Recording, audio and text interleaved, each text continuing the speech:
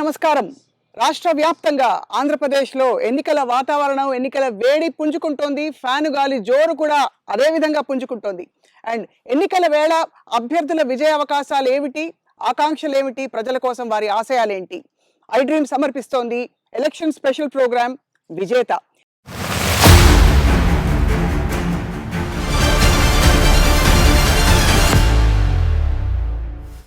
ఇవాల్టి మన విజేత తిరువూరు నియోజకవర్గంలో చాలా సుపరిచితులు. అనేక సార్లు ఇక్కడ ఎమ్మెల్యేగా వారి సేవలు అందించి మొన్నటి వరకు తెలుగుదేశం పార్టీలో ప్రయాణించి ఇప్పుడు మొన్న వైఎస్ఆర్ కాంగ్రెస్ పార్టీకి మారి ఈసారి ప్రత్యక్షంగా మరోసారి బరిలోకి దిగుతున్నారు. అండ్ ఇవాల్టి విజేత నల్లగట్ల స్వామిదాస్ గారితో చాలా విషయాలు మాట్లాడబోతున్నాం.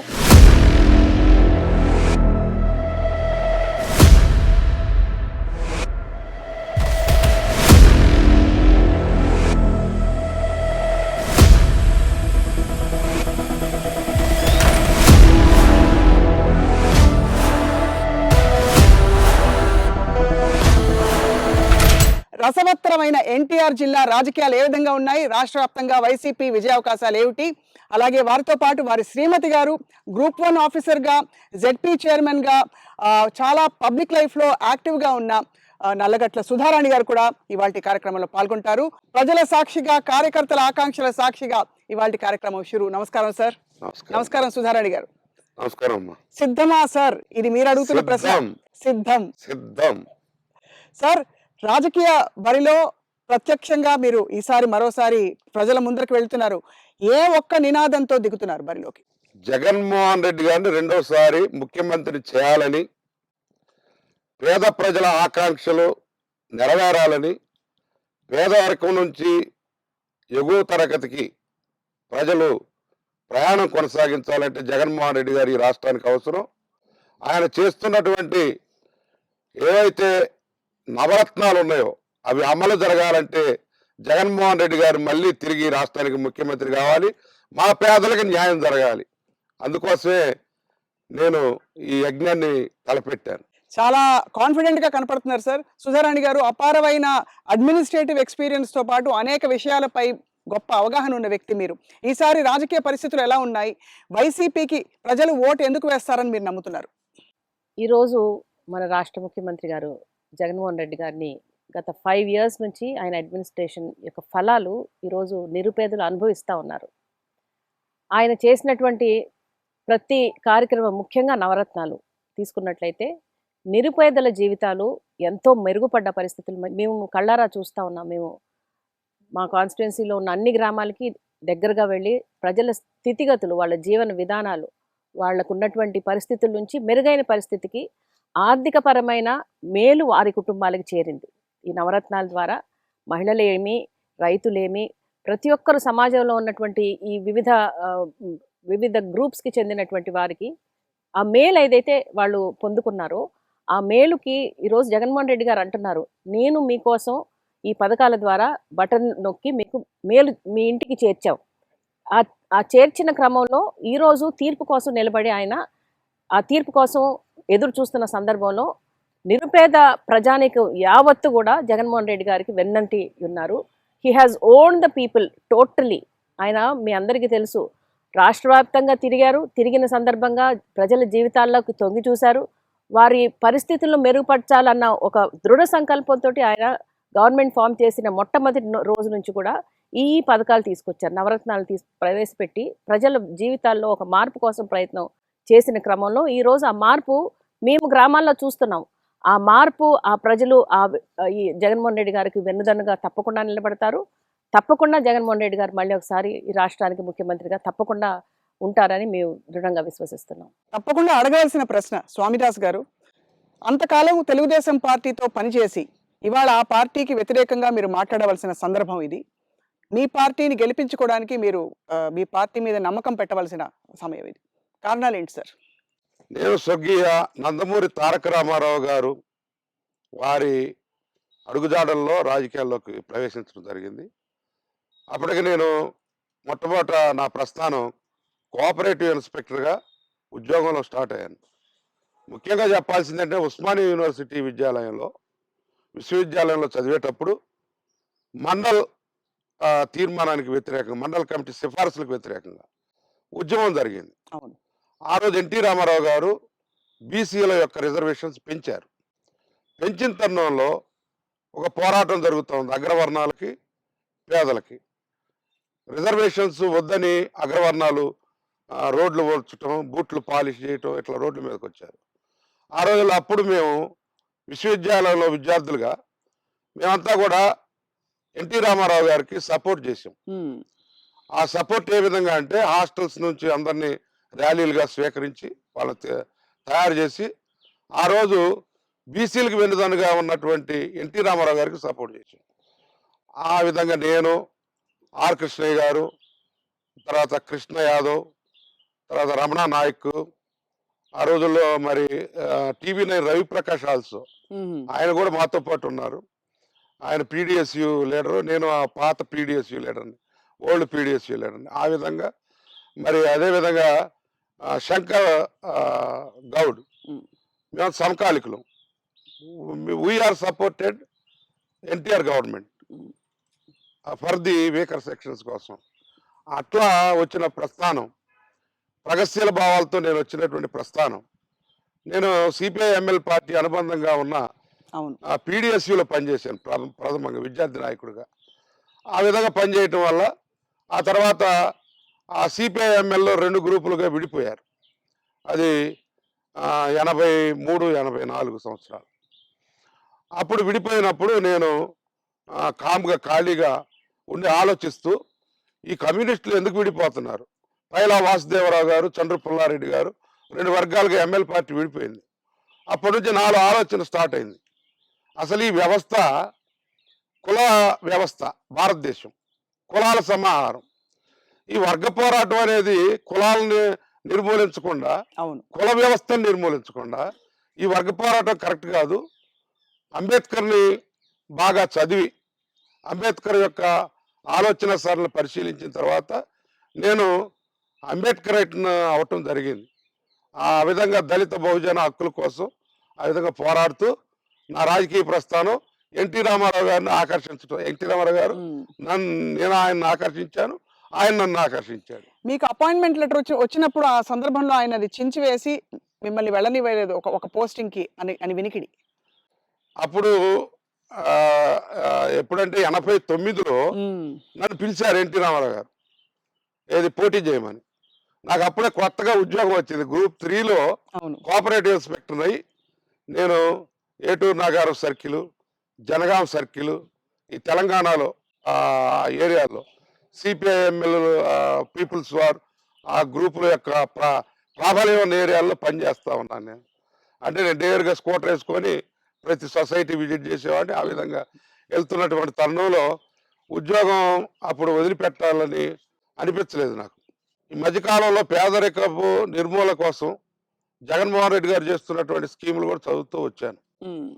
అవతల పక్క అసాధ్యం కానీ అన్నీ కూడా చంద్రబాబు నాయుడు గారు చెప్పటం, మేము అది అసాధ్యం కాదని చెప్పటం, ఇవన్నీ కూడా జరిగినాయి. రైతు రుణమాఫీ సాధ్యం కాదండి, ఆర్థిక వ్యవస్థ దెబ్బతింటుందని ఆ రోజు చెప్పాం మేము. అది ఆ తర్వాత డాక్రా రుణమాఫీ, అవి 2 మధ్యలో వదిలేసారు. సాధ్యం కానీ ఇంత మేరకే చేస్తాం అది చెప్పగలిగితే అది వాస్తవం. ఈ జగన్మోహన్ రెడ్డి గారు చెప్పినవన్నీ కూడా నెరవేరుస్తున్నారు కాబట్టి 100% ఆయన మేనిఫెస్టో కట్టుబడి ఉన్నారు కాబట్టి అటు ఆకర్షిస్తుంది. సిద్ధాంతపరంగా విభేదాలతో నేను వచ్చాను. సిద్ధాంతపరమైన విభేదాలు ఎంత ఉన్నా కూడా అంతకాలం తర్వాత మీరు ఒక సందర్భంలో ఇదే వైఎస్ఆర్ కాంగ్రెస్ పార్టీని విమర్శించిన సందర్భాలు ఉండుంటాయి. దాన్ని మీరు ఎలా సమాధానపరుచుకున్నారు? నిజానికి అవన్నీ కూడా బేఖాతరు చేసి కేవలం మీరు చేసిన సేవని దృష్టిలో పెట్టుకుని జగన్మోహన్ రెడ్డి గారు మీకు ఈ అవకాశం తప్పకుండా ఇవ్వాలి అని నిర్ణయించుకున్నట్టు తెలుస్తోంది. నేను నిస్వార్థపరునమ్మా, నేను సేవ కోసం వచ్చాను. ప్రజాసేవకు వచ్చినటువంటి వ్యక్తిని. ప్రజాసేవ కోసం వచ్చినటువంటి వాళ్ళు డబ్బులు సంపాదించరు. వ్యాపారం కోసం లేకుంటే సంపాదించుకోవాలని వచ్చిన వాళ్ళు ఆస్తులు సంపాదించుకుంటారు, కోట్లు కూడబెడతారు, మళ్ళీ డబ్బు ఖర్చు పెడతారు. మారిన పరిస్థితుల్లో నేనైతే రాజకీయాల నుంచి విరమించి ఒక స్వచ్ఛంద సంస్థ పెట్టుకొని నా కుమారుడు కూడా మంచిగా సెటిల్ అయ్యాడు. ఆ విధంగా అనుకుంటున్నటువంటి తరుణంలో అనుకోని పరిణామం జనవరి 7వ తారీఖున మిరాకిల్ జరిగింది నా లైఫ్లో. ఉమ్, ఏమైందంటే ఇక్కడ తిరువూరులో తెలుగుదేశం పార్టీ భారీ బహిరంగ సభ జరిగింది చంద్రబాబు నాయుడు గారి నాయకత్వంలో. ఆ బహిరంగ సభకి నన్ను ఇన్వైట్ చేయాల, ఉమ్, నాకు బాధ్యతలు అప్పచెప్పల. అంతకుముందు ఏదున్నా ఇక్కడ తిరువూరులో తెలుగుదేశం అంటేనే స్వామిదాస్ అనేది ఉండేది. ఆ రోజుతోటి మరి వాళ్ళు కేసీఆర్ నాని గారు, చిన్ని గారి వర్గాలు గొడవ పట్టడం, దానిలో నన్ను కూడా ఇన్వాల్వ్ చేయటం, ఉమ్, స్వామిదాస్ని కూడా బాయ్కాట్ చేయటం, ఆ విధంగా జరిగింది. ఆ పరిణామాలు 7వ తారీఖున నా లైఫ్లో ఒక మిరాకిల్ జరిగింది. ఉమ్, ఆ తర్వాత నేను కూడా ఆలోచించా, ఇక సమర్థించాలి జగన్మోహన్ రెడ్డి గారిని అనుకున్నాను. కానీ ఈ విధంగా ఆయన నన్ను పిలిచి నాకు బాధ్యతలు అప్పచెప్తారు, లేకపోతే నాతో కలిసి పనిచేయమని అడుగుతారని నేను ఊహించలేదు. ఆ, రైట్ సార్, చాలా కీలకమైనది సుధారాణి గారు అండ్ స్వామిదాస్ గారు ఇద్దరికీ అడుగుతున్న ప్రశ్న. ఆ, ఈసారి సోషల్ ఇంజనీరింగ్, సోషల్ రిప్రజెంటేషన్ సమంగా ఉండాలి. పాత పద్ధతులు మీరైతే అంటే ఏదైతే సైద్ధాంతికంగా గతంలో జరగలేదన్నారు స్వామిదాస్ గారు, ఈ జగన్మోహన్ రెడ్డి గారి పాలనలో ఈసారి ఎన్నికల అభ్యర్థుల ఎంపికలో మీకేం కనిపిస్తోంది? సుధారాణి గారు, మీతో మొదలు పెడతాం. ఈ ఎన్నికల ఆ, అభ్యర్థుల ఎంపికలో చాలా ప్రయోగాత్మకంగా జగన్మోహన్ రెడ్డి గారు నిర్ణయాలు తీసుకుంటా ఉన్నారు. మీరు గమనించండి, ఉదాహరణకు మా సెల్ఫ్ ఎగ్జాంపుల్ తీసుకున్నట్లయితే, ఇక్కడ జగన్మోహన్ రెడ్డి గారు కేవలం మేము ఈ కాన్స్టిట్యున్సీలో ఉండి మాకున్నటువంటి చరిత్రని మాత్రమే ఆయన పరిగణనలోకి తీసుకోవడం జరిగింది. జనరల్గా ఒక అభ్యర్థి అంటే ఆర్థికపరమైన అవసరతలు కూడా ఉంటాయి, కానీ జగన్మోహన్ రెడ్డి గారు ఆర్థికపరమైన విషయాలు ఏమాత్రము పరిగణలోకి తీసుకోకుండా అభ్యర్థి యొక్క గుణగణాలు, కెపాసిటీ, క్యాలిబర్, లాయలిటీ. గతంలో మేము ఒక వ్యవస్థలో పనిచేసాం. ఆ వ్యవస్థలో ఏ విధంగా మేము మా పనితీరు ఎలా ఉండేది, వీఆర్ ఓన్లీ ఫర్ పీపుల్. గత 30 ఏళ్ళుగా ఆ విధమైన చరిత్ర కలిగినటువంటి వ్యక్తి స్వామిదాస్ గారు. ప్రజల యొక్క శ్రేయస్సు కోసం మేము ఏ పదవిలో ఉన్నా లేకపోయినా ఒక వ్యవస్థలో బాధ్యతాయుతంగా చాలా లాయల్గా పనిచేశాం. ఆ లాయలిటీని జగన్మోహన్ రెడ్డి గారు గుర్తించారు, ఆ నిబద్ధతని జగన్మోహన్ రెడ్డి గారు గుర్తించారు. ఈరోజు ప్రజల్లోకి స్వామిదాస్ గారు అంటే ఒక బ్రాండ్గా ఉంది. మంచి వ్యక్తి, వివాదాలు ఏమాత్రం ఎక్కడ కూడా ఏ పార్టీ నుంచి కూడా వివాద రహితుడు.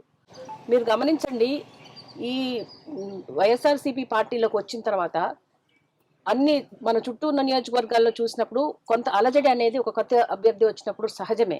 కానీ మా తిరువూరు నియోజకవర్గంలో మాకున్నటువంటి స్థానిక నాయకులు 4 మండలాల నుంచి, టౌన్ నుంచి ఉన్నటువంటి నాయకులంతా కూడా ఏకవచన తీర్మానం స్వామిదాస్ గారిని ఆహ్వానిస్తూ చేసినటువంటి విషయం. ఇది ఆయనకున్నటువంటి వ్యక్తిత్వాన్ని బయలుపరుస్తూ ఉంది.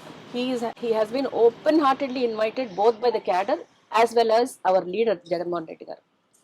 సో ఆయన ఈరోజు తీసుకుంటున్న నిర్ణయం, also there is one word I have to say, he is saying why not 175. ఆ మాట అంటానికి చాలా కాన్ఫిడెన్స్ కావాలి. ఒక మనిషి ఆషామాషిగా మాట అనరు ఆ స్థాయిలో ఉన్న ఒక నాయకుడు. ఆయన సోషల్ ఇంజనీరింగ్ చేశారు. He is giving opportunity to each and everybody. మేము దళితులుగా, అట్లాగే మహిళలకి ఇస్తున్నారు. అలాగే మా పక్క నియోజకవర్గం మైలవరం తీసుకోండి, అక్కడ తీసుకొచ్చినటువంటి ఒక బీసీ అభ్యర్థి. ఆయన పరిస్థితి ఆర్థికంగా ఆలోచించండి. కానీ ఈరోజు ఆయన తీసుకొచ్చి రేపు ఆయన ఎమ్మెల్యేగా చేయబోతా ఉన్నారు. మన గతంలో ఉన్న అనుభవం నల్లిగం సురేష్ గారిని చూడండి. ఆయన నమ్మిన వారికి ఏ విధమైన వెన్నుదన్నుగా నిలబెట్టారు, వాళ్ళకి సమాజంలో ఒక స్థానాన్ని కల్పించినటువంటి ఘనత జగన్మోహన్ రెడ్డి గారికి దక్కుతుంది. ఇది నిజంగా విప్లవాత్మకమైన నిర్ణయాలు ఈరోజు నియోజకవర్గాల్లో చాలా విశ్లేషణతో, చాలా క్యాల్కులేటెడ్గా ఆయన మూవ్ వేస్తున్నారు. ఆ క్యాల్కులేటెడ్గా వేసినటువంటి మూవ్ యొక్క కాన్ఫిడెన్స్లో నుంచి వచ్చిన మాటే వై నాట్ 175 జగన్మోహన్ రెడ్డి గారు అనే మాట. ఏం జరిగిందంటే లాస్ట్ 2019 ఎలక్షన్, 19 ఎలక్షన్లో యునానిమస్గా, నేను తెలుగుదేశాన్ని పెట్టడానికి కారణాల్లో కొన్ని ఉన్నాయి. యునానిమస్గా 4 పార్టీ మండల పార్టీ అధ్యక్షులు, కోఆర్డినేషన్ కమిటీ ఉంటుంది తిరువూరు కాన్స్టిట్యున్సీకి, మా సిస్టమ్ తెలుగుదేశం పార్టీ అప్పటి సిస్టంలో యునానిమస్గా రిజాల్వ్డ్ స్వామిదాస్ మా అభ్యర్థి అని రెజల్యూషన్ చేసి హైకమాండ్కి చంద్రబాబు నాయుడు గారికి పంపించడం జరిగింది. ఉమ్, ఆ 2019 ఎన్నికల్లో మాతో డిస్కషన్ లేకుండా, కనీసం మా ఎల్డర్స్నైనా పిలవకోకుండా ఉమ్, ఆయన మా మీదకి ఒక కొత్త వ్యక్తిని పంపించేశారు. ఉమ్, ఎక్సైజ్ మినిస్టర్గా కొవ్వూరులో పనిచేసే వ్యక్తిని ఆయన ఇక్కడ క్లెయిమ్ చేసుకొని మరి ఏ విధంగా వచ్చాడు. ఆయన పంపించారు. పంపించినప్పుడు మా వాళ్ళంతా అలజడి చేశారు, ఆందోళన చేశారు, ర్యాలీలు చేశారు. అంతకుముందు ఆ వచ్చిన వ్యక్తి కూడా సరిగా మమ్మల్ని స్వీకరించలే, అంటే మామూలుగా మమ్మల్ని లీడర్స్గా స్వీకరించలే.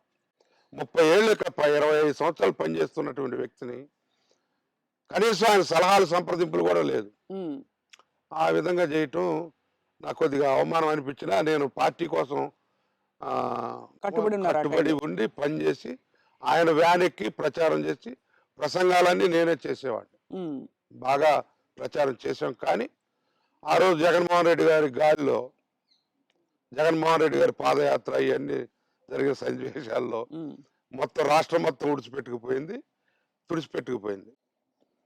ఆ తరుణంలో ఆ ఓడిపోయినటువంటి వ్యక్తి ఉమ్, నా మీద నిందలేయటం మొదలేశాడు. ఉమ్, స్వామిదాసు మా వెంట తిరిగాడు కానీ ఆయన మమ్మల్ని ఓడించాడని చెప్పటం మొదలువేశాడు. ఉహుం, దాంతో మా క్యాడర్కి, మా నాయకులకి చాలా బాధేసింది.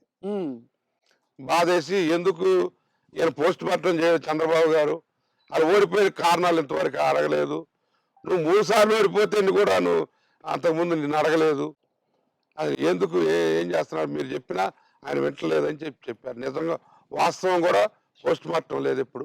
ఉమ్. సో ఈ వాస్తవాల మధ్య మీకు ఈ అవకాశం రావడం కూడా అది అన్ని- అది అది కలిసి అయిపోయింది. వచ్చి మీకు ఆర్డర్స్- ఆ, అది అయిపోయిన తర్వాత ఉమ్, ఆ ఎపిసోడ్ వేరండి.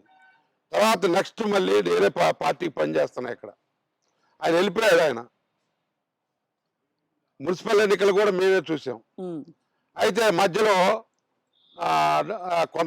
నేను కొంత కాంట్రిబ్యూట్ చేస్తాను, నాకున్న పరిధిలో కొంత మీరు కాంట్రిబ్యూట్ చేయమని మా జిల్లా పార్టీ అధ్యక్షుడిని అడగటం జరిగింది. నేను అడిగితే ఆయన అన్నాడు మొత్తం పార్టీయే చూసుకుంటుంది మున్సిపల్ ఎన్నికలు అని చెప్పారు. చెప్పి ఎవరో ఒక ఆయన దగ్గర 40 lakhs తీసుకొని ఉమ్, అతనికి తర్వాత తరుణంలో ఆయన ఇన్ఛార్జ్ అయిపోయాడు. ఉమ్, ఉమ్, ఉమ్, అంటే పార్టీని అమ్ముకుంటున్నారు, ఈ విధంగా మంచి పద్ధతి కాదు.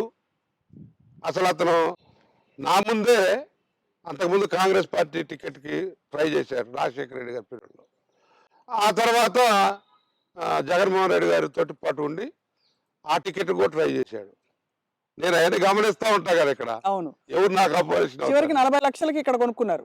కొనుక్కున్నాడు ఇక్కడ. అది టీడీపీలో. అది బాధించింది నన్ను. వ్యవస్థలో ఉన్న డొల్లతనం కనపడుతుందండి. అవతల వ్యవస్థ ఎంత డొల్లగా ఉందో గత ఎన్నికల సందర్భంగా అభ్యర్థి విషయంలో ఆయన ఏమంటారు, సహజంగా ఒక పార్టీ ఒక నాయకుడి వల్లే నడవదు, స్థానికంగా ఉన్న నాయకులందరినీ పరిగణలోకి తీసుకోవాలి.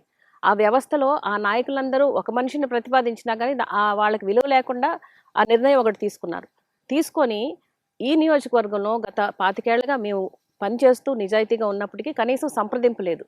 అదే డొల్లతనం ఆ వ్యవస్థలో ఈ రోజు కూడా ఉంది. ఈ నియోజకవర్గంలో ఈనాటికి కూడా అభ్యర్థి ఖరారు అయ్యారా? ఎంతమంది అభ్యర్థులు తిరిగారు? ఇప్పుడు 4 కృష్ణులు 5 కృష్ణులు, మరి ఏ కృష్ణుడు ఆఖరికి వచ్చి ఉంటారో.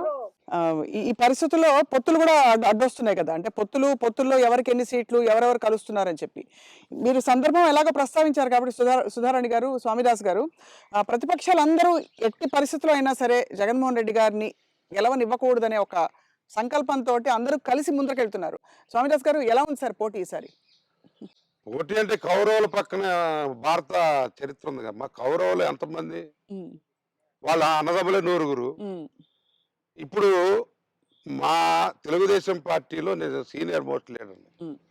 ఎప్పుడు కూడా గవర్నమెంట్ ఫామ్ చేసేటప్పుడు అన్నగారి పీరియడ్లో తప్ప తర్వాత పొత్తులే, ఎప్పుడు పొత్తులే. ఆ పొత్తులతోటి నెట్టుకొచ్చే పరిస్థితి ఉండేది. ఇప్పుడు ఆ పొత్తులు కూడా సక్రమంగా లేదు. ఇప్పుడు బీజేపీ, జనసేన, టీడీపీ అని అంటా ఉన్నారు. అది కూడా ఇంకా ఖరారు అయినట్టు నా దృష్టికి రాలా. అంటే నేను చూస్తా ఉన్నా కానీ జనసేన టీడీపీ ఎలాగో ఖరారు అయినట్టే కదా. ఆ టీడీపీ జనసేన జనసేన ఖరారు. ఖరారైంది. బీజేపీ పాత్ర ఎలా ఉంటుంది? ఆశీర్వాదం ఉంటుందో లేదో వేచి చూడాలి. వేచి కాలం చూడాలి. నిర్ణయిస్తుంది. ఆ, జత కట్టడమే వారి ఎజెండా. అన్ని జెండాలు ఒక దగ్గర తెచ్చి ఒక కట్ట కడదామని చూస్తున్నారు. జనం గుండెల్లో ఉన్నారు జగన్. జనం గుండెల్లో ఆయన చిరస్థాయిగా మనం ఆయన పట్ల ఒక అంకిత భావంతో, ఒక ఆరాధనా భావంతో జగన్ పట్ల జనం ఉన్నారు. వాళ్ళు జెండాలు ఎన్ని జత కట్టినా వాళ్ళకి ఒక అధినాయకుడు అనేది ఎవరనేది వాళ్ళకి స్పష్టత ఉందా? ఈ వైపు చూస్తే జగన్మోహన్ రెడ్డి గారు మా అధినాయకుడు. He's the person who's going to take any kind of decision and he's the person who's capable of taking a decision. అక్కడ డెసిషన్ తీసుకోవాలంటే ఎన్ని జెండాల్ని జత కలుపుకోవాలి? అవును. అందుకని ఈ ఈ ఈ వ్యవస్థలో ఉన్నటువంటి ఈ బేలతనం, అది సరైన నాయకుడు, కరెక్ట్ అయిన నాయకుడు నిజంగా అక్కడ నిలబడి నేను ఈ వ్యవస్థ అంతటికి నాయకుడిని నేను నిర్దేశిస్తాను, ఇవి మా విధి విధానాలు అని చెప్పగలుగుతారా? ఇప్పుడైతే చెప్పట్లేదు, చెప్పలేకపోతున్నారు. చెప్పడానికి వాళ్ళ దగ్గర ఇంకా స్పష్టతే లేదు. ఇంకా ఎన్ని అంటే ప్రభుత్వం మీద అలాగే ఈ గత పాలన మీద, ఈ పాలన మీద నిందలు వేయడం తప్ప ఇంతవరకు వాళ్ళ మేనిఫెస్టో అజెండా ఎక్కడ బయట పెట్టలేదు. ఈ సందర్భంగా అడగవలసిన ప్రశ్న, జగన్మోహన్ రెడ్డి గారిని అనేక దుర్భాషలాడి మాట్లాడుతున్న ప్రతిపక్షాలకి స్వామిదాస్ గారు ఏం చెప్తారు సార్ మీరు? ఇది దుష్ప్రచారం అండి. ఏంటంటే గుడ్డగాల్చి మీద వేయటం అనేది చాలా ఈజీ. ఒకరి మీద నింద వేయటం అనేది ఈజీ. కానీ అసలు వాస్తవ రియాలిటీ అండి. ప్రజలంతా గమనిస్తున్నారు రియాలిటీ. వీళ్ళు ఎన్ని మీడియా ఎన్ని జిమ్మిక్కులు చేసినా, మా వేమూరి రాధాకృష్ణ గారు నాకు మిత్రుడు, ఆయన ఎన్ని రాపిచ్చిన, లేకుంటే మన ఈనాడు ఎన్ని రాపిచ్చిన, ఇవన్నీ కూడా ఉటోపియన్ ప్రపంచంలో ఉన్నారు వీళ్ళు. రియలిస్టిక్ ప్రపంచంలో జగన్మోహన్ రెడ్డి గారు ఉన్నారు. వీళ్ళు ఊహాజనిత లోకంలో ఉన్నారు. దగ్గరగా చూసిన వ్యక్తిని నేను. దగ్గరగా వెళితే ఆయన సైకో అని రకరకాలుగా మాట్లాడారు కదా. ప్రేమ, దయ, కరుణ మూడు రంగరించినటువంటి వ్యక్తి జగన్మోహన్ రెడ్డి గారు. పేదల పట్ల అంకిత భావం కలిగిన వ్యక్తి జగన్మోహన్ రెడ్డి గారు. కార్పొరేట్ రంగం అభివృద్ధి చెందాలని కోరుకునేటటువంటి వ్యక్తి చంద్రబాబు నాయుడు గారు. ఎకనామిక్స్ లో కూడా తేడా ఉంది. అమర్త్య సేన్ ఆర్థిక వ్యాసాలు చదివిన వ్యక్తిగా ప్రాక్టికల్ గా జగన్మోహన్ రెడ్డి గారు ఇక్కడ కనపడతా ఉన్నారు. వాళ్ళ మటుకి ఇంత రియలిస్టిక్ పిక్చర్ లేదు వాళ్ళకి. గ్రామీణ ప్రాంతంలో, దళితవాడల్లో, లంబాడి తండాల్లో, గిరిజన తండాల్లో ఏం జరుగుతుందో కూడా వాళ్ళకి తెలియదు. వాళ్ళు కొంతమంది చెప్పిందే నమ్ముతున్నారు. ఫ్యాబ్రికేటెడ్ రిపోర్ట్స్ అక్కడ ఉన్నాయి, రియలిస్టిక్ రిపోర్ట్స్ ఇక్కడ ఉన్నాయి. అది తేడా. అందుకని వాళ్ళకి అర్థం కాదు. రేపు ఎన్నికలైన తర్వాత సీఎం సితారా అయిపోతుంది. ఇంకా అభ్యర్థి ప్రకటించకపోయినప్పటికీ ఈ మధ్య కాలంలో టీవీ ఛానల్స్ లో, కొన్ని పచ్చ మీడియా ఛానల్స్ లో కొంత హల్చల్ చేసిన కొలికిపూడి గారు బరిలోకి దిగుతారని వినికిడి వస్తోంది, నిజమా? కొలికిపూడికి ఈ నియోజకవర్గంలో ఎల్లలు తెలియనటువంటి వ్యక్తి ఏంటో మరి తెలియదు. ఆయనకి ఈ నియోజకవర్గంతో ఏ అనుబంధం ఉందో, మరి ఆయన ఏ సిద్ధాంతకర్తో దేని మీద వస్తున్నాడు. ఇక్కడ ప్రజాప్రతినిధిగా ఆయన చేరి ఒక 15 రోజులు అవుతుంది అనుకుంటా, నాకు తెలిసి 10 రోజులు. వెంటనే తిరువూరు నియోజకవర్గం వచ్చారు. మరి ఏదేదో మాట్లాడేస్తున్నాడు ఆయన. ఈ తిరువూరు నియోజకవర్గంలో వాళ్ళు కూడా తెలియదు అతనికి. వాళ్ళు అంటే బేసిక్ ఆల్ఫాబెట్స్ కూడా తెలియనటువంటి వ్యక్తి. అతను మాట్లాడితే, అతను వస్తే మాకు మరీ మంచిది. మా జనానికి తెలుసు కదా స్వామిదాస్ ఏంటి, ఆయన ఏంటి. ఆయన టీవీ డిబేట్లో చూశారు చాలా. అలాగే ఇక్కడ సిట్టింగ్ కొంచెం అలిగి వెళ్ళిపోయిన మీకు టికెట్ ఇచ్చినందుకు ఆయన కూడా బరిలోకి ఉండొచ్చు, దిగచ్చు అని కూడా మరొక టాక్ వస్తుంది. ఆయన పని చేసి ఉండి ఆయన అందరినీ కలుపుకొని వెళ్తే, వ్యక్తిత్వాలు రకరకాలు ఉంటాయమ్మా. అందరు కలుపుకొని వ్యక్తి వెళ్తే జగన్మోహన్ రెడ్డి గారు ఆయనే పిలిచి సీట్ ఇచ్చేవారేమో, నాకు తెలియదు అది అంత లోతుగా. ఖచ్చితంగా ఈసారి అంటే చాలా విప్లవాత్మక మార్పులు అయితే తీసుకొచ్చారు. అంటే అభ్యర్థులకు ఉండే, ప్రజలలో ఉండే స్టాండింగ్ ఏమిటి అన్నిటినీ పరిశీలించిన తర్వాతే జగన్మోహన్ రెడ్డి గారు ఈసారి టికెట్స్ ఇచ్చారు, అందరికీ అవకాశాలు ఇస్తున్నారని చెప్పి మాత్రం బలంగా వినిపిస్తోంది. ఒక సూటి ప్రశ్న సుధారాణి గారు, అలాగే స్వామిదాస్ గారు, అమరావతి ఉద్యమం ఉందా? అమరావతి ఉద్యమం ఫ్యాబ్రికేటెడ్ అండి. అక్కడ ఏం చేశారంటే అమరావతి ఉద్యమాన్ని కావాలని కొంతమంది ల్యాండ్ బ్యాంక్ ఉన్నటువంటి వాళ్ళు, అక్కడ ముందే ఊహించుకొని కొనుక్కున్నటువంటి వాళ్ళు, వాళ్ళంతా కలిసి దాన్ని నడిపిస్తా ఉన్నారు, ఉమ్, కొనసాగిస్తా ఉన్నారు. ఆ విధంగా జరుగుతూ ఉందని నా అభిప్రాయం. దానిలో పెయిడ్ ఆర్టిస్ట్గా ఈ కొలకపూడి శ్రీనివాస్ ఒక అతను ఉన్నాడు. ఉమ్. అంతేగాని ఆయన ఏదో స్వతహాగా ఏదో ఉద్యమకారుడని ఏమి లేదు. ఉమ్. ఆయనకి చరిత్ర మరి గతంలో నాకు తెలియదు, కానీ ఆయన ఈ మధ్య కాలంలో కనపడుతున్నాడు ఆ అమరావతి ఉద్యమంలో. ఆ తర్వాత డిబేట్స్ వింటూ ఉంటాం. ఉమ్. ఆయన హుందాతనంగా వ్యవహరించకుండా కొన్ని సార్లు చాలా దురుసుగా వ్యవహరించినట్టు సందర్భాలు కూడా మొన్న ఏదో రామ్ గోపాల్ వర్మ గారిని ఆయన తలకాయ తీసుకొస్తే 2 కోట్లు ఇస్తాను ఏదో చెప్పినట్టున్నారు. మరి సుపారీ ఆయన కిలింగ్ ఆయన 1 కోటి రూపాయలు. ఆయన ఎంత కోటీశ్వరుడో మాకు తెలియదు, కానీ ఉమ్, మరి సుల్తాన్లు వాళ్ళు వీళ్ళు ప్రకటనలు చేస్తుంటారు కొన్ని. ఉమ్, ఏది దుబాయ్ స్టేట్లు, ఉమ్, మిడిల్ ఈస్ట్ లో ఉమ్. రకరకాల ప్రకటనలు చేస్తుంటారు సార్. అట్లాంటి మరి సంపన్నుడే నాకు తెలియదు. ఇంకేదో అంటున్నారు విష్ణువర్ధన్ రెడ్డి గారిని. అది లైవ్ లో అదే అది లైవ్ నేను విష్ణువర్ధన్ చూశానండి ఆ రెడ్డి రోజు. గారిని. అదే అంటే ఇప్పుడు ఇది కొత్త పద్ధతి. ఇన్స్టెంట్ పాపులారిటీ కావాలంటే ఆ, అది అన్పాపులర్ పాపులారిటీ అని అర్థం చేసుకోకుండా, సుధారాణి గారు మీ దృష్టిలో మీరు ఇంత రాజకీయ జీవితాన్ని చూశారు, ప్రత్యక్షంగా పరోక్షంగా కూడా చూశారు. అమరావతి ఉద్యమం ఉందంటారా నిజంగా? అంటే రాజధాని విషయంలో ల్యాండ్ స్కామ్ జరిగిందనే రిపోర్ట్స్ ఏవైతే ఉన్నాయో వాటి గురించి మీరేమంటారు? ఉద్యమం అనేది ఈరోజు స్వామిదాస్ గారు చెప్పినట్లు అక్కడ ఆల్రెడీ ఏర్పరచుకున్నటువంటి ల్యాండ్ బ్యాంక్ వాల్యూ రావాలంటే ఒక కైండ్ ఆఫ్ యాజిటేషన్ ఎక్కడుంచో అది మొదలుపెట్టి నడిపించాలి. ఈ పెత్తందారులు ఎవరైతే ఉన్నారో, ఎవరైతే అక్కడ ల్యాండ్ ఓనర్స్గా ఉన్నటువంటి వాళ్ళు కావచ్చు, వాళ్ళని సపోర్ట్ చేసే ఒక వ్యవస్థ, అది ఒక విధానంలో నడుపుకొస్తూ ఉంది. ఆ విధానంలోనే మనం చూస్తున్నాం ఈ యాజిటేషన్స్ అన్ని. అంతే తప్ప అంతకంటే దానికి నిజమైన ఒక రూపురేఖలు లేవంటారు అయితే. అంటే ప్రజా వెలువ వస్తే అది వేరమ్మా. ఈ ప్రజా వెలువ కాదు. ప్రజా వెలువ ఎక్కడ వాళ్ళు అక్కడ వాళ్ళకి ఏంటంటే వాళ్ళకి ఆ, వచ్చేటటువంటి అన్నీ కూడా గవర్నమెంట్ ప్రొవైడ్ చేస్తూ ఉంది. గవర్నమెంట్ ఏమిస్తుంది వాళ్ళకి, వాళ్ళ ఒప్పందం ప్రకారం జరుగుతూ ఉంది. వాళ్ళకి ఏదైతే వాళ్ళకి ఇస్తానన్న అమౌంట్ ఉందో ఆ అమౌంట్ అంతా ఉంది కౌలు. అదేవిధంగా మిగతా అన్ని విషయాల్లో కూడా తర్వాత వాళ్ళ ఆ సిస్టమ్ ప్రకారం వాళ్ళకి అలాట్ చేసిన ప్లాట్లు అలాట్ చేస్తున్నారు. ఇవన్నీ అవుతూ ఉన్నాయి. మరి ప్రభుత్వ విధానాలు రకరకాలుగా మారుతూ ఉంటాయి. వాళ్ళకి అవసరం లేదు కదా, అది అవును, అవసరం లేని అంశం అది. అంటే రాజధానిగా ఉండాలని అనుకున్నాము, ఓకే, రాజధానిగా ఉండాలి. ప్రభుత్వ విధానాన్ని బట్టి అక్కడ రాజధాని ఉంటుంది. చెప్పాడు కూడా రాజధాని పాలన ఇక్కడ అసెంబ్లీ ఉంటుందని చెప్పి జగన్మోహన్ రెడ్డి గారు ప్రామిస్ చేశారు. ఉమ్. ఇది చట్టాలు అక్కడి నుంచే చేస్తాం, రాజధాని ఇక్కడే అని చెప్పారు కదా. అంటే వికేంద్రీకరణ కోసం ఆయన 3 రాజధానుల చూస్తా ప్రతిపాదన ఉన్నారు. తీసుకొచ్చారు. ఆ, ఉమ్. అది వేరు. ఒక పాలసీ తీసుకున్నప్పుడు ఆ పాలసీ ప్రకారం ఏ గవర్నమెంట్ కైనా ఆ హక్కు ఉంటుంది. అవును, అది ప్రజలు స్వీకరిస్తారా అది మీరు ఫ్యాబ్రికేట్ చేస్తే అయ్యేది కాదు. ఇది ఉమ్.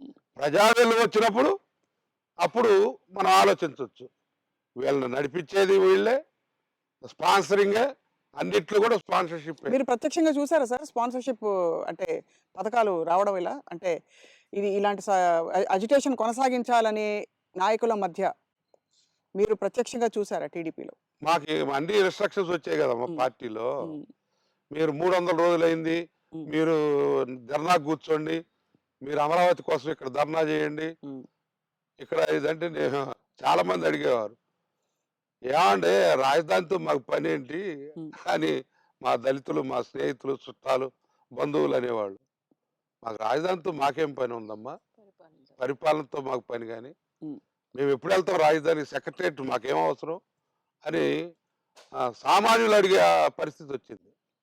అంటే పల్లెటూళ్ళలో అవును, మీరు ఏంటి దేనికి చేస్తున్నారని చెప్పి అయినా ప్రజల వద్దకే నేను కూడా ధర్నా చేసి ఒక కేసు పెట్టించుకొని 4 సంవత్సరాలు తిరిగాను. నాకు పాస్పోర్ట్ సీజ్ చేశారు, ఇది లేదు. నేను కూడా ఆ రోజులో పార్టీ పాలసీతో వాళ్ళు పిలిచారు కాబట్టి అజిటేషన్ చేశాం. ప్రతి ఒక్కటి పిలుపు మా పార్టీ నుంచి వచ్చేది. పార్టీ నుంచే వచ్చేది తప్ప ప్రజలలో వెలువ లేదు, ప్రజలలో ఆ భావనే లేదు, వాళ్ళకి అసలు దీని గురించి పెద్దగా అంత పట్టించుకునే పరిస్థితి లేదట. రాజధాని ఎక్కడుంటే వాళ్ళకి సామాన్యులకి ఏం అవసరం అండ్ ఉంటుంది? ముఖ్యంగా ఈసారి ప్రజల వద్దకే పాలన అనే సిస్టంతో వాలంటీర్ వ్యవస్థ కావచ్చు, గ్రామ సచివాలయాలు కావచ్చు, చాలా ఆ, ఎవరు ఊహించని, అంటే ఊహించినా కూడా క్రియాశీలకంగా అమలు పరచని మార్పులు జరిగాయి ఈ గత 5 ఏళ్ల పాలనలో దగ్గర దగ్గర.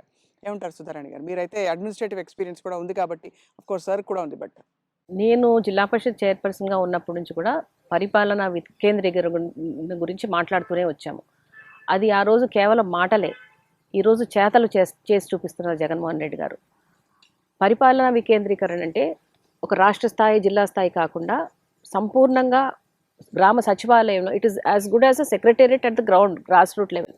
గ్రామంలో ఒక సెక్రటేరియట్ సచివాలయం, ఆ సచివాలయం ద్వారా ప్రజలకు నేరుగా సర్వీసెస్, గవర్నమెంట్ ప్రొవైడ్ చేస్తున్న సర్వీసెస్ నేరుగా వాళ్ళకి అందుతున్నాయి, దగ్గరగా అందుతున్నాయి, సులభతరంగా అందుతున్నాయి.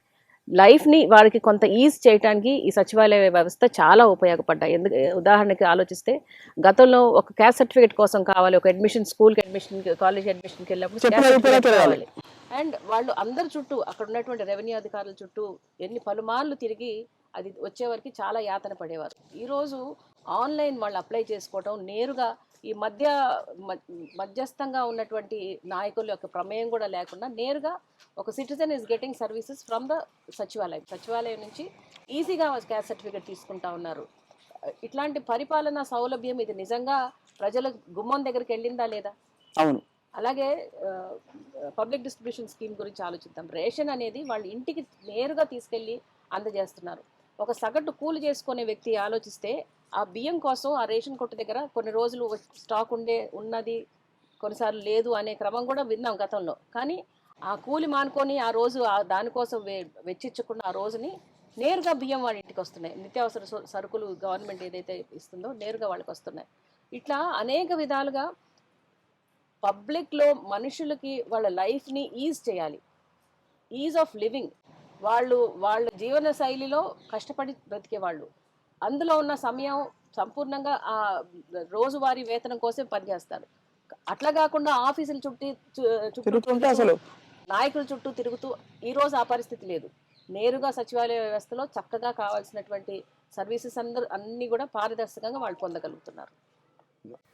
ఓకే. రాజధాని విషయంలో సార్, రాజధాని అంటే ఇప్పుడు మామూలుగా ఒక సెక్రటేరియట్ ఒకటే, ఏ స్టేట్లోనైనా ఒకటే సెక్రటేరియట్ ఉంటుంది. ఇప్పుడు ఈ యొక్క చంద్రబాబు నాయుడు గారు సెంట్రలైజ్ చేసి రాజధాని అన్నారు కదా, అమరావతి రాజధాని అన్నారు. అమరావతి రాజధాని ఆయన కాన్సెప్ట్. జగన్మోహన్ రెడ్డి గారి కాన్సెప్ట్ ఏంటంటే విలేజ్ సెక్రటేరియట్. అంటే ఈ భారతదేశంలో ఒక వినూత్న ప్రయోజనం ఇది. ప్రతి గ్రామంలో సెక్రటేరియట్ ఉన్నప్పుడు అక్కడ సెక్రటేరియట్తో పనే ఉందండి, అక్కడ రాజధానితో పనే ఉంది. రాజధాని పేరుకుంటుంది, అది ఎక్కడ నుంచి నిర్వహించినా ఒకటే. ఇప్పుడు ప్రతి గ్రామ సచివాలయం, ప్రతి విలేజ్ సెక్రటరీ 2000 మందికి ఒక సచివాలయం. వాళ్ళ అవసరాలు డైరెక్ట్గా అక్కడ ఎంప్లాయీస్ ఉంటున్నారు, వాళ్ళు తీరుస్తున్నారు. అలాంటప్పుడు మాకెందుకు రాజధాని అనే స్లోగన్ గ్రామీణ ప్రాంతంలో ఉన్న పేదలు అడుగుతా ఉన్నారు. అది అంటే ఒక కాన్సెప్ట్. అదే అర్థమైంది సార్. కాబట్టి అంటే అజిటేషన్స్ ఇవన్నీ అడ్డు పెట్టుకుని ప్రతిపక్షాలు అనేక విమర్శలు చేస్తూ వచ్చాయి. వాళ్ళు ల్యాండ్ బ్యాంకుల కోసం చేసేయి, ల్యాండ్ బ్యాంకులు వాళ్ళ రియల్ ఎస్టేట్ వ్యాపారస్తులు చేసేటటువంటి ఫ్యాబ్రికేటెడ్ మూవ్మెంట్స్ అయ్యి. ఇప్పుడు గ్రామీణ ప్రాంతంలో అడగండి మీరు, ఒక విలేజ్ ఒక తండాకు వస్తాం, రమ్మనండి వాళ్ళని, ఆ తండావాసులు రాజధాని అంటే ఏంటని అడుగుదాం. మాకెందుకంటే ఇదిగో సెక్రటరియట్ ఉంది, మాకు ఇదిగో ఆర్బీకే ఉంది, మాకు ఇక్కడ విలేజ్ క్లినిక్ ఉంది, హెల్త్, రైతు, అదేవిధంగా గ్రామ పరిపాలన, మా పెన్షన్ ఇంటికి వచ్చేస్తున్నారు. అవును. అలాంటప్పుడు పరిపాలన ఎక్కడి నుంచైనా, పరిపాలన సౌలభ్యం కోసం ఎక్కడి నుంచైనా మీరు స్టేట్ గవర్నమెంట్ చేయొచ్చు. రాజధాని అసలు అమరావతిని మార్చలేదు కదండి, అక్కడ చట్టసభ ఉంది, చట్టసభలో మాట్లాడుకుంటారు. ఎగ్జిక్యూటివ్ రాజధాని ఎక్కడ ఉంటే మీకెందుకు? నాకు అర్థమైంది కదా. అర్థమైంది సార్. ప్రజల కాన్సెప్ట్ వేరు, రైట్. ప్రజల అవసరాలు వేరు. ఉమ్. ఆ అవసరాలు తీర్చే పనిలో ఇప్పుడు దాదాపు 5 కోట్ల మంది ఆంధ్రులు కదండి. 25,000 సచివాలయాలు వస్తున్నాయి. ఇప్పుడు ఆల్రెడీ 11,000 కట్టేశారు. ఈ కాన్సెప్ట్ ఏంటంటే సిటిజన్స్ టు సీఎం, మధ్యలో ఈ లేయర్స్ అని లేకుండా. లేయర్స్ లేవు. అలాంటప్పుడు పరిపాలన ఎక్కడ నుంచి చేస్తాడు మీకు? ఆ సెంట్రల్ ఐడియా వీళ్ళకి అర్థం కాక ఇప్పుడు గిజగిజ తన్నుకులు ఆడుతున్నారు. వాళ్ళు చేసిన ఉద్యమాలని వేస్టే. ఇప్పుడు ఏమిటంటే ప్రధానంగా ప్రజల అవసరాలు తీర్చేటటువంటి ప్రభుత్వం అది జగన్మోహన్ రెడ్డి గారు. ఆయన కాన్సెప్ట్ ఏంటి? ప్రజలకు మేలు జరగాల, పేదరికం నుంచి పైకి తీసుకురావాలి. అది ప్రజలకు ఎక్కింది. అది రేపు జెండాలన్నీ ఒకటవుతున్నాయి, కూటములన్నీ ఒకటవుతున్నాయి, కానీ ఎలక్షన్ తర్వాత వీళ్ళ చిత్రాలు మారిపోతాయండి. ఈయన సర్వీస్ చేసే వాళ్ళు గుర్తించే వ్యక్తి జగన్మోహన్ రెడ్డి గారు. నా 30 ఏళ్ల హిస్టరీ మొత్తం కూడా స్టడీ చేశాను. నేను తిరువూరులో కాపురం ఉన్నాను, తిరువూరులోనే ఉన్నాను, తిరువూరు ప్రజలతో ఉన్నాను. అందుకనే నన్ను సెలెక్ట్ చేసుకున్నాను. అంటే మనీ మైండ్ సర్వీస్ ఓరియంటెడ్. ఇప్పుడు గత పార్టీలో కొట్టాలి పెట్టాలి అనేవాళ్ళు.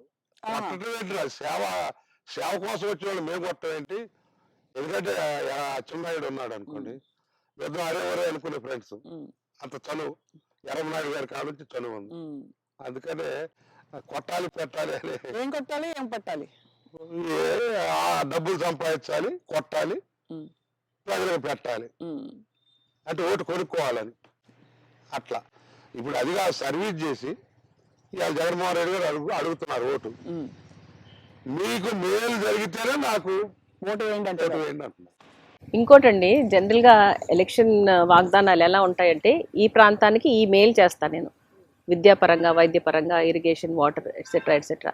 కానీ మనం ఈరోజు ఒక నాయకుడిని చూస్తున్నాం, ఒక ఎర్ర పుస్తకం పుచ్చుకొని, ఇక్కడ ఉన్నటువంటి నాయకుల చరిత్రలు అందరూ నా దగ్గర ఉన్నాయి, ఇక్కడ ఉన్నటువంటి ఆఫీసర్స్ అందరి చరిత్రలు నా దగ్గర ఉన్నాయి, నేను వచ్చినాక మీ కాళ్ళు కీళ్ళు ఇరగొడతాననేది అది వాళ్ళ ఎజెండానా? అది వాళ్ళ మేనిఫెస్టోనా? పంచలేరు కడతామని ఒకళ్ళు అంటారు, కొడతాం కాదు సార్ అనలేని మాటలు కూడా కొంతమంది మొత్తం ఆ కూటమిలో ఉన్న నాయకులందరూ హింసాత్మకంగానే మాట్లాడుతున్నారు. అది ప్రజాస్వామ్య వ్యవస్థలో ఇది తగునా? ఒక ప్రాంత అభివృద్ధి కోసం నాయకులు పనిచేయాలి, ప్రజల సంక్షేమం కోసం నాయకులు పనిచేయాలి. కానీ నీ అంత చూస్తా, నీ కాళ్ళు ఎరగొడతా, నీ అట్టున్నర పెడతా, ఇవి న్యాయమైన మాటలైనా? ఒక నాయకుడు మాట్లాడాల్సిన మాటలైనా ఇవి? సార్ లోకేష్ గారు ఎర్ర బుక్ చూసారా మీరు ఏమన్నా? నేను చూడలేదండి. ఆయనతో వింటా ఉంటాం ప్రసంగాలు అన్ని. ఆయన రెడ్ బుక్ ఏంటో, మరి ఆయన ఎవరిని ఏం చేస్తాడో, రేపు ఎన్నికలైన తర్వాత ఆ రెడ్ బుక్ ఎక్కడుందని ప్రశ్నిస్తాం. నేను కంపల్సరీ శాసనసభలో ఉంటా. ఆయన కూడా వస్తే ఆయనతో మాట్లాడాలని ఉంది నాకు. ఆయన వస్తారని నమ్మకం ఉందా మీకు? లాస్ట్ టైం అది వాళ్ళే చెప్పాలి. ఇప్పుడు 101 వై నాట్ 175 అంటున్నారు కదా, దానిలో మరి ఆయన రాకపోవచ్చు అనుకుంటున్నాను నేను. సార్ ఈ ఎన్నికల్లో ఈసారి పవన్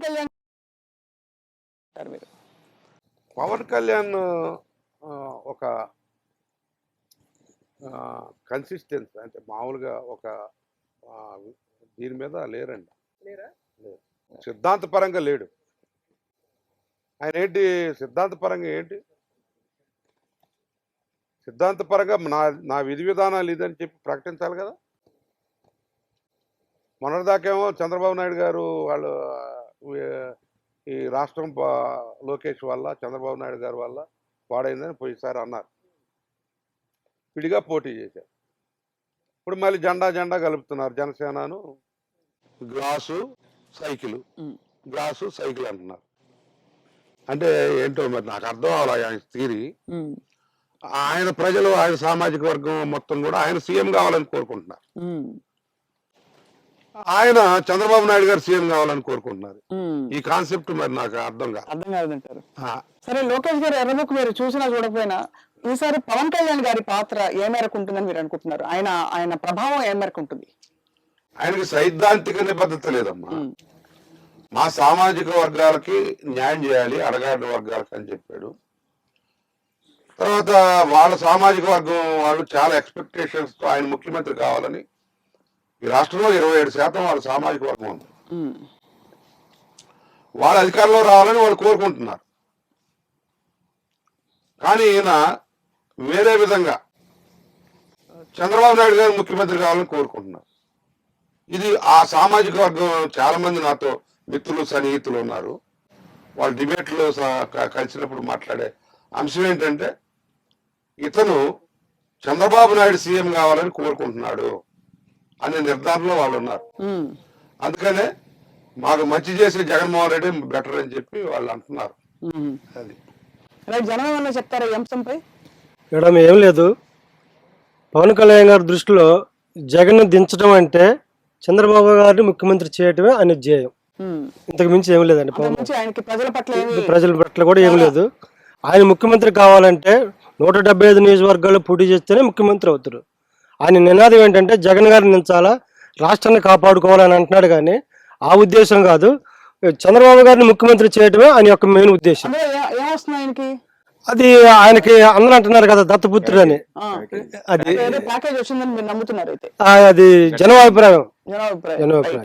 సో ఇది అంటే ఈ రాజకీయ విషయాలు ఇంత తీవ్ర రూపం దాల్చి ఇంత ఆరుతేరు ఒక 40 ఏళ్ళ ఇండస్ట్రీ ఉండే పార్టీ తెలుగుదేశం పార్టీ, రాష్ట్రంలో పరిపాలించిన పార్టీ అయిన తెలుగుదేశం పార్టీ ఈసారి ఇక పొత్తుల కోసం అరులు చేస్తూ ఇలా చూస్తూ ఉండడం అనేది విశ్లేషకుల్ని చాలా ఆశ్చర్యానికి గురి చేస్తోంది.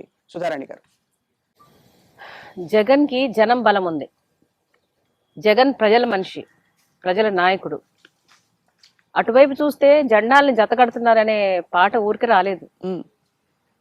జగన్ ని ఒంటరిగా ఎదుర్కోలేనటువంటి అసమర్థ నాయకులంతా ఒక సమర్థుడిని ఎదుర్కోవాలంటే సింగిల్ గా ఉన్న నాయకుడిని ఎదుర్కోలేరు. అందుకని వీళ్ళందరూ కూడా జత కడుతున్నారు. సైద్ధాంతిక పరంగా వారికి ఏ విధమైన పొత్తు లేదు. Can they all say we have one leader, can they also have one agenda? At least Pawan Kalyan గారి గురించి మాట్లాడుతుంటే లెటస్ బి ఓపెన్. ఆయన ఒక కాపు సామాజిక వర్గం నుంచి వచ్చి కాపులకి కాపు కాయగలరా ఈ కాపు నాయకుడు? రాష్ట్ర వ్యాప్తంగా నాయకుడు అంటున్నారు, ఓకే. కానీ తన వర్గం ఏదైతే తన మీద ఆశ పెట్టుకొని మా సామాజిక వర్గం నుంచి ముఖ్యమంత్రిగా ఉండాలని ఆశపడ్డారు. Can he prove himself to that extent? అది క్వశ్చనబుల్ పాయింట్. అది ఈరోజు జగన్మోహన్ రెడ్డి గారిని ఎవరు ఎంతమంది కట్టగట్టినా గానీ ఎదుర్కోలేనటువంటి పరిస్థితిలో ఉన్నారు.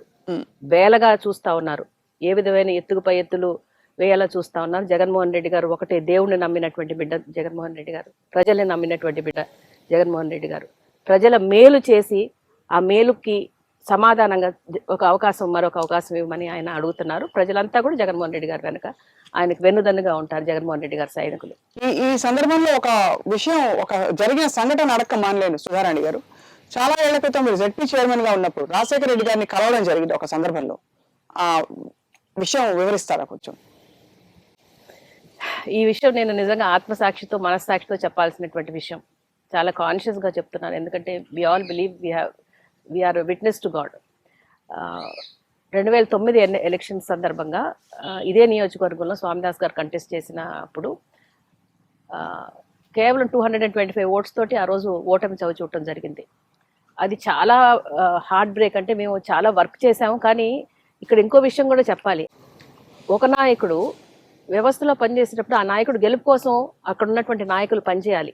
కానీ నేరుగా ఈరోజు అడుగుతున్నాను, వారు మనస్సాక్షి కలిగి పనిచేశారు. ఆ రోజు అభ్యర్థి గెలుపు కోసం పనిచేయాల్సినటువంటి సందర్భంలో ఆ రోజు వాళ్ళ సామాజిక వర్గానికి సంబంధించినటువంటి ఇంకొక నాయకుడు మంత్రి అవ్వాలంటే ఇక్కడ స్వామిదాస్ గారిని ఏ విధంగా ఓటమి పాలు చేయాలన్న విధంగా పనిచేశారని మేము అనుకుంటున్నాము. సరే, అది one aspect. Other aspect is మేము మాకు ఆ రోజు ఉన్నటువంటి సమర్థత అంతా పెట్టి ఎన్నిక చేసాం, ఎలక్షన్ ఫైట్ చేసాం. ఆ క్రమంలో 225 ఓట్లతో ఓడిపోవడం జరిగింది. అది it was a heart break. And ఆ సందర్భంగా తీవ్రంగా అస్వస్థతకు గురయ్యారు స్వామిదాస్ గారు. హార్ట్ ప్రాబ్లం తోటి ఎన్నికల రిజల్ట్ వచ్చిన వారంలోపే మేము ఆయన నిమ్స్ హాస్పిటల్ అడ్మిట్ చేయాల్సిన పరిస్థితి. ఎలక్షన్స్ తర్వాత ఉన్న ఆర్థిక పరిస్థితి చాలా చాలా it was very bad. So when the head of the house is in the hospital, any other source నుంచి అన్నా మనం తీసుకొచ్చి అమౌంట్ అక్కడ స్పెండ్ చేయాలి. అట్లాంటి పరిస్థితిలో నేను అప్పటి వరకు ఒక జిల్లా పరిషత్ ఆపోజిషన్ చైర్మన్ గా ఉన్న నేను, రాజశేఖర రెడ్డి గారు ఆ రోజు ముఖ్యమంత్రి, ఆయన దగ్గరికి వెళ్ళి, సార్ ఇది మా పరిస్థితి, స్వామిదాస్ గారు హాస్పిటల్లో ఉన్నారు, kindly help him regarding his treatment in NIMS hospital. అంటే ప్రైవేట్ హాస్పిటల్స్కి కూడా కాదు, నిమ్స్ హాస్పిటల్లో ట్రీట్మెంట్ కోసం ఎక్స్ఎమ్ఎల్ఏస్కి కొంత వెసులుబాటు ఉంటుంది. ఆ వెసులుబాటు నిమిత్తం ఆయన దగ్గరికి వెళ్ళి అడిగినప్పుడు he immediately respected me and responded. And ఆయన ఆ రోజు ఆ బిల్స్ నిమ్స్కి పే చేయడం జరిగింది. హాస్పిటల్లో మంచి ట్రీట్మెంట్ స్వామిదాస్ గారికి ఆ రోజు మేము తీసుకోవటం, this is a fact, even if verified. మంచి ట్రీట్మెంట్ తర్వాత ఆయన ఈరోజు బ్రతుకున్నారు. ఈ సందర్భాన్ని నేను గౌరవ ముఖ్యమంత్రి గారు జగన్మోహన్ రెడ్డి గారిని కలిసినప్పుడు ఆయనకు నేరుగా చెప్పాను, sir he is living for you. ఆయన రాజశేఖర రెడ్డి గారు బ్రతికించిన వ్యక్తి, మీకు సైనికుడిగా పనిచేస్తారు సార్ అని ఆయనకి నేరుగా నేను చెప్పడం జరిగింది. నాకు ఇక్కడ ఈ వ్యవస్థలో ఎంతో ఆత్మీయత నేను నిజంగా చూశానమ్మా. This is a fact. Jaganmohan Reddy గారి దగ్గరికి వెళ్ళినప్పుడు ఆత్మీయంగా స్వామిదాస్ గారిని ఆలింగనం చేసుకొని కలిసి పనిచేద్దాం దాసన్న అనే మాట ఆయన అన్నప్పుడు, ఎనీబడి విత్ హ్యూమన్ ఫేస్, ఒక హ్యూమన్ రిలేషన్ ఉన్నప్పుడు దానికి స్పందిస్తారు. ఒక మెకానికల్ గా, ఒక రోబోలాగా ఉన్న మనిషితో మాట్లాడుతున్నప్పుడు there is no eye contact, there is no expression of feeling and reciprocating it. ఆ రెసిప్రొకేషన్ అనే లేని వ్యవస్థలో పనిచేసి వచ్చాం. ఈ రోజు జగన్మోహన్ రెడ్డి గారి దగ్గరికి వెళ్ళినప్పుడు ఆయన, that was the first kind of reception we got from our chief minister. So ఆయన చాలా చాలా he was, and this is a fact, open hearted గా ఐ టోల్డ్ హిమ్. అండ్ ప్రావిడెన్షియల్ గా I'm telling you, we believe in God. And ఆ providence ఆయనని రాజశేఖర రెడ్డి గారి ద్వారా ఆయనకి కావాల్సినటువంటి ట్రీట్మెంట్ పొందటం, బ్రతికుండటం, ఈ రోజు జగన్మోహన్ రెడ్డి గారు అవకాశం చాలా ఆశ్చర్యకరమైన పరిస్థితుల్లో ఈ వ్యవస్థలోకి రావడం జరిగింది. ఇది ఆల్ గాడ్ ప్లాన్ అనేది మేము దృఢంగా నమ్ముతున్నాం. జగన్మోహన్ రెడ్డి గారికి ఇంకొక విషయం, మేము ఈ ఉన్న పరిస్థితుల్లో జగన్మోహన్ రెడ్డి గారు మమ్మల్ని ఆదరించి ఇచ్చినటువంటి బాధ్యతని ఖచ్చితంగా నిలబెట్టుకుంటాం, నెరవేర్చుకుంటాం. జీవితం ఉన్నంత కాలం జగన్మోహన్ రెడ్డి గారి కోసం పనిచేయడానికి మేమిద్దరం సిద్ధంగా ఉన్నాం. సార్ చాలా ఉద్వేగంగా మాట్లాడారు సుధారాణి గారు. నిజంగా మనసుని హత్తుకునేలా ఉంది ఈ సంఘటన విన్నప్పుడు కూడా.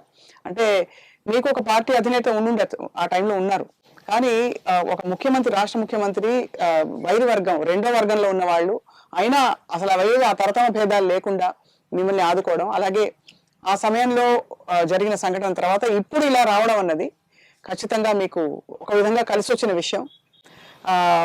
టీడీపీలో చాలా అవస్థపడ్డారా సార్ మీరు? అంటే మీకు మామూలుగా ఆత్మాభిమానం నాకు దెబ్బతిన్నదమ్మా.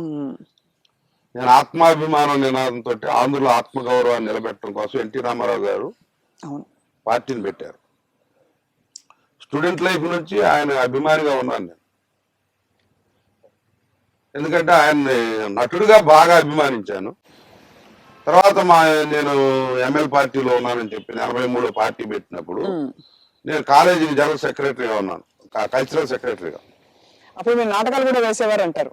అవునమ్మా, నాటకాలు, ఏకపాత్రలు, నాటికలు, పాటలు అవన్నీ కూడా పాడేవాడిని. అంటే శ్రావ్యమైన గొంతు కాకపోయినా పాటలు పాడేవాడిని. అట్లా ఉద్యమకారులుగా ఆ రోజుల్లో ఉన్నప్పుడు మా కాలేజీలో మీటింగ్ జరిగింది. పార్టీ పెట్టినప్పుడు 83లో నేను డిగ్రీ 2వ సంవత్సరం చదువుతున్నా. ఆ పార్టీ మీటింగ్ లో నక్సలైట్లే దేశభక్తులు, నక్సలైట్లు నాతో చేతులు కలిపితే ఢిల్లీ కోటను ముట్టడిస్తా, ప్రజాస్వామ్యాన్ని మీరు గౌరవించండి, ఆయుధాలను వదిలి జనజీవన స్రవంతులు కలవండి అని ఖమ్మంలో పిలుపునిచ్చారు. అంబేద్కర్ రాజ్యాంగాన్ని మనం అమలు చేద్దామని చెప్పి ఆయన పిలుపునిచ్చారు. అప్పటి నుంచి నాలో ఆలోచన బాగా రేకెత్తింది. ఎందుకంటే నేను సెక్రటరీగా ఉండటం వల్ల దగ్గరగా ఆ వ్యాన్ దగ్గరకి వెళ్ళడం జరిగింది. హరికృష్ణ గారు డ్రైవరు, ఆయన కుమారుడు హరికృష్ణ గారు. ఐ ఈజ్ వెరీ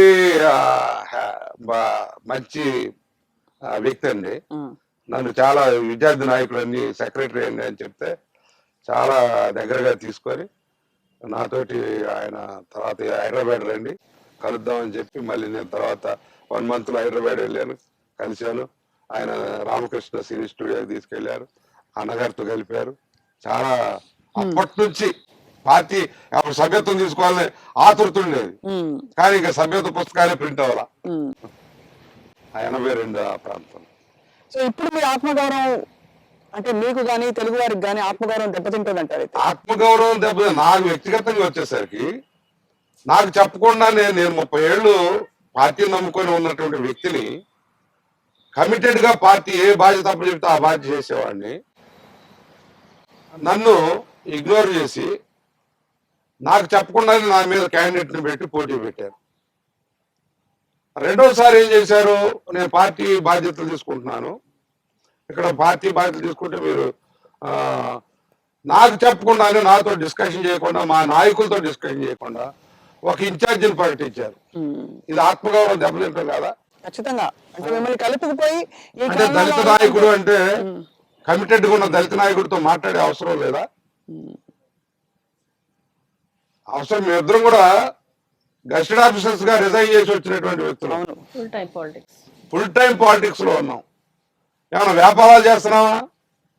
ప్రజల కోసం కార్యకర్తతో అనిత్యంగా సంబంధాలతో ఉన్నటువంటి మమ్మల్ని మా ఆత్మగౌరవాన్ని దెబ్బతీస్తే ఆ పార్టీలో కొనసాగటం ఇంకా అవసరమా అని నాకు అనిపించింది. ఈ పాలసీస్ కూడా స్టడీ చేయటం వల్ల ఈ యొక్క చంద్రబాబు నాయుడు గారికి జగన్మోహన్ రెడ్డి గారికి ఉన్నటువంటి వ్యత్యాసం వచ్చినట్టు కనపడింది. మా పక్షాన ఎక్కువగా మా బంధువులు సన్నిహితులు అందరూ కూడా వైఎస్ఆర్ సిపిలో ఉన్నారు ఎక్కువ మంది. ఇప్పుడు అంటే నాతో కొంతమంది దగ్గరగా ఉన్న వాళ్ళు ఉన్నారు, వాళ్ళు కూడా ఇప్పుడు చాలా హ్యాపీ, పుట్టింటికి వచ్చినంత హ్యాపీగా ఫీల్ అవుతున్నారు వాళ్ళు. ఒకటేనండి, ఒక కరుడు కట్టిన తీవ్రవాదైనా ఒక కరుడు కట్టిన నేరస్తుడైనా ఉరివేసే ముందు ఒక ఆఖరి కోరిక ఏంటి అని అడుగుతారు, వాట్ డూ యూ వాంట్ అని అడుగుతారు. కానీ ఆ వ్యవస్థలో పనిచేసావు, నిజాయితీగా పనిచేసావు, ఆ ఒక్క సంప్రదింపుకు కూడా మేము నోచుకోమా? నిరక్షరాస్యులం కావే, అవగాహన ఉన్న వ్యక్తులవే. బాగా సారేమో ఎంఫిల్ చేసి బిఎడ్ చేశారు, మీరు పోస్ట్ గ్రాడ్యుయేట్ అండ్ మీరు అంటే అపారమైన అనుభవం ఉన్నవారు, కాకపోయినా పార్టీకి పనిచేశారు. ఒకవేళ ఒక సంప్రదింపు అక్కడ మా ఆత్మాభిమానం దెబ్బతిన్నది. అక్కడ వి వర్ రియల్లీ హర్ట్. అంటే ఈ వ్యవస్థలో దళితులకి ఇస్తున్నటువంటి గౌరవం ఏది, ఏ పార్టీ? అది ప్రశ్నించారు ఎప్పుడైనా మీరు? అంటే మేము ప్రతి ప్రయత్నం ఆయన దగ్గరగా వెళ్ళి, నేను ఒక 5 minutes టైం ఇవ్వండి సార్, మాకున్న పరిస్థితులు మీకు వివరిస్తామంటే అది జస్ట్ కెప్ట్ ఇట్ అసైడ్. మేము ఎప్పటి నుంచో చేస్తున్న ప్రయత్నంలో భాగంగా నేను ఆయన నేరుగా, నేను అతనికి ముందు ఆయన పిఎస్ని మేము మెసేజ్ రూపంగా కూడా అడిగాము అపాయింట్మెంట్ అరేంజ్ చేయమని. They did not respond. I took an opportunity. ఒకనొక సందర్భంలో ఆయనకు దగ్గరగా వెళ్ళి ఆయనకు నేరుగా నేనే అడిగాను, ఒక 5 minutes టైం ఇవ్వండి సార్, మా గురించి కాన్స్టిట్యున్సీ గురించి మాట్లాడాలి అని అన్నప్పుడు we were not given that kind of. నేనైతే మామూలుగా నేను మా ఫ్రెండ్ ఉన్నాడు కదా అచ్చెన్నాయుడుతో చెప్పేశాను, ఈ కాన్స్టిట్యున్సీ బాగలేదు, ఈ విధంగా ఉంది, ఇక్కడ గెలవరు పార్టీ అది చెప్పాను నేను. మరి నేనైతే కొంచెం నెట్టుకొస్తానేమో, ఆలోచించండి, సర్వే చేయించుకోండి, జనంలో ఎట్లా ఉంటే ప్రజల్లో ఎట్లా ఉంటే అట్లా మాట్లాడు సార్ తోటి అంటే ఆయన మాట్లాడుతా అని దాటేసుకొచ్చేది. అంటే ఆయన మాట కూడా వినే పరిస్థితి లేదనుకొచ్చేది. ఆ అచ్చెన్నాయుడు గారిని ఆ బొమ్మ అట్లా పెట్టారు. అంటే ఎవరి మాట విని. ఇప్పుడు ఎవరు సార్ నంబర్ 2 ఎవరిని అడిగితే పార్టీని ఎవరు నడుపుతారు? చంద్రబాబు నాయుడు గారు చెప్పారు కానీ పోటీ చేయబోతున్నారు, బరిలో చెప్పారు మన కుప్పం నుంచి. భువనేశ్వర్ గారి మాటతోటి అరెస్ట్ తీసుకోవాలి మాకు అర్థమైపోయింది. మొత్తం కూడా ఇక పార్టీ మొత్తం కూడా భువనేశ్వర్ గారు, వారి కుమారులు లోకేష్ బాబు, బ్రాహ్మణి, లేకపోతే ఎవరు మరి ఇక తెలియదు, మా ఫ్యామిలీలో ఇంటర్నల్ గా స్ట్రగుల్ జరుగుతుంది. చంద్రబాబు నాయుడు గారిని ఆపేసినట్టు అనిపిస్తా ఉంది. ఆయన ఏదో అట్లా బొమ్మ పెట్టుంటారు, ఆయన మాట వినే పరిస్థితుల్లో కనపడలేదు నాకైతే. ఎందుకంటే కొంత చంద్రబాబు నాయుడు గారు అయితే కొన్ని మాటలు మాట్లాడతారు, కొన్ని విషయాలు డిస్కషన్ చేస్తారు, కానీ ఇక్కడైతే ఏం లేదు. ఆయన రిపోర్ట్లు ఉంటాయి, ఆయన ఏదో అనుకుంటాడు. ఎవరు? లోకేష్ గారు. ఆయన ఊహిస్తాడు, జనం గురించి ఆయనకి ఇంకా పూర్తిగా అవగాహన లేదు. పాదయాత్ర చేశాడు కానీ ఆ జనం లోపల ఉన్నటువంటి విషయాన్ని గ్రహించలేకపోతున్నాడు. గ్రహింపు ఉండాలి కదా. అవును, అంటే అనుభవం ఉండాలి, దానికి అనుభవం ఉండాలి. అనుభవం నిజంగా జనంలోకి చొచ్చుకుపోవాలి. విడతలుగా కొంతవరకు ఏదో జరగనట్టు కొంత పూర్తయింది పాదయాత్ర, ఇంకో ఆయన వారాహి యాత్ర చేశారు పెద్ద పెద్ద స్లోగన్స్ తోటి. సరే, మొత్తానికి ప్రజలకి చాలా అంటే రోజు నిత్యం టీవీలో చూడడానికి ఏదో ఘట్టాలు అయితే చాలా కనిపించాయి. సో స్వామిదాస్ గారు, మిమ్మల్ని ఒకటి అడగబోతున్నాం. మీరు ఏమి అనుకోనంటే నాకు ఒక పాట పద్యం వినిపిస్తారా? పాటలు పాడే వ్యక్తులు కాదు. ఇంకో కోణం కూడా మేము బయట పెట్టబోతున్నాం అతి త్వరలో. ప్రజలకి ఈ మరో కోణం చాలా తక్కువ నియోజకవర్గ ప్రజలకు తెలుసు. దాసన్న కూతకొస్తే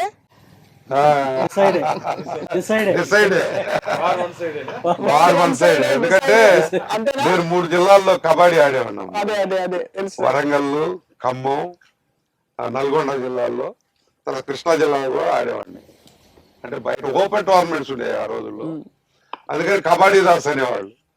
అంటే క్యాంట్కి వెళ్తే డిసైడ్ చేస్తాడని. అది డిసైడ్ ఇప్పుడు మొత్తం చెడు కూడా ఆడబోతున్నారు. అయితే ఆడుతున్నాను ఇక్కడ మీ నియోజకవర్గంలో ఇది నా అడ్డా, బిడ్డ ఇది నా అడ్డా చెప్పబోతున్నారు. అంటారు తిరువురు నాది కదా. స్వామిదాస్ పక్కాకి ఇక్కడ తిరువురులో సర్వోదయ అప్పర్ ప్రైమరీ స్కూల్ చదువుకున్నటువంటి వ్యక్తి. తిరువురులో మా అమ్మ పుట్టిల్లు తిరువురు, మా నాన్నగారిది పెనుగొలను, నేను పుట్టింది అనుముల్లంక, మా అత్తగారిది సుధారాణి వాళ్ళ ఫాదరు వాళ్ళంతా పుట్రేల రామానగరం, మా మేనత్త కోడూరు ఏకొండూరు మండలం. ఈ 4 మండలాల్లో తిరువూరు టౌన్లో మత్తయ్య పంతులు గారు అన్నదమ్ములు అంటే 7 అంటే మా మెటర్నల్ మా మదర్ వాళ్ళ బ్రదర్, వాళ్ళు 7 బ్రదర్స్. వాళ్ళంతా మదర్ రోడ్ అంతా. మా అమ్మమ్మ వాళ్ళు 3 సిస్టర్స్. వాళ్ళంతా కూడా మదర్ రోడ్ లోనే ఇచ్చుకున్నారు. పుచ్చుకోటాలు. తిరుగు టౌన్ లోనే ఉంది బంధుత్వం అంతా. చాలా దగ్గర బంధువులు ఉన్నారు, రక్త సంబంధికులు ఉన్నారు, చిన్నాటి స్నేహితులు ఉన్నారు, చెడుగుడు ఫ్రెండ్స్ ఉన్నారు, కబడ్డీ ఫ్రెండ్స్ ఉన్నారు. ఇక అందుకని ఏ ఆట ఆడటానికి నాకు ఇప్పుడు మంచి సరైన ప్లాట్ఫామ్ దొరికింది. అది జగన్మోహన్ రెడ్డి గారి ద్వారా. అసలైతే నేను విరమించుకోవాలనుకున్నాను. ఎందుకంటే ఈ వాతావరణం నాకు నచ్చలేదు కొంచెం వాళ్ళ తెలుగుదేశం పార్టీలో. ఆ తర్వాత అనుకోకుండా మరి నన్ను జగన్మోహన్ రెడ్డి గారు పిలిపించటం, కలిసి పనిచేద్దాం అంటాం. ఆత్మాభిమానం ఎక్కడ దెబ్బతిందంటే ముఖ్యంగా సారు చంద్రబాబు నాయుడు గారు చెప్పారు, నువ్వు యాస్పిరెంట్ అని చెప్పాను, క్యాండిడేట్ అవబోతున్నావు అని కూడా చెప్పారు. పక్కన ఇన్ఛార్జిని పెట్టుకొని పొలిట్ బ్యూరో సభ్యులు, జిల్లా మంత్రులు, జిల్లా నాయకులు సార్ని పక్కన పెట్టుకొని ఇతనే మన క్యాండిడేట్ అని చెప్పారు. వేరే వ్యక్తిని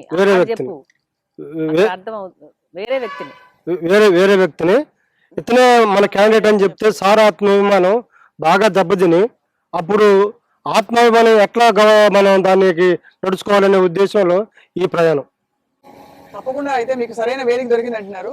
సో దాసన్న కూతకొస్తే దాసన్న పాట పాడితే ఎలా ఉంటుంది వినాలి ఒకసారి. దాసన్న పాట అప్పుడు స్టూడెంట్ లైఫ్ లో పాడేవాడిని. తర్వాత ఎక్కువగా డైలాగ్స్ అవి ఇవి ఏకపాత్రలు చేసేవాడిని. ఎందుకంటే ఈ మరో కోణం కూడా జనం కనెక్ట్ అవుతారు. అండ్ ఇన్ని అసలు చెప్పండి, ఇంత వైవిధ్యం ఉండే నాయకుడు వాళ్ళ మధ్యన ఉండడం వాళ్ళకి సంతోషం కదా. జజ్జన కరి జనారే జనకు జనారే, జజ్జన కరి జనారే జనకు జనారే, జజ్జన కరి జనారే, జజ్జన కరి జనారే జగనన్నకు జయమురే, జజ్జన కరి జనారే జనం మనిషి జగన్నరే.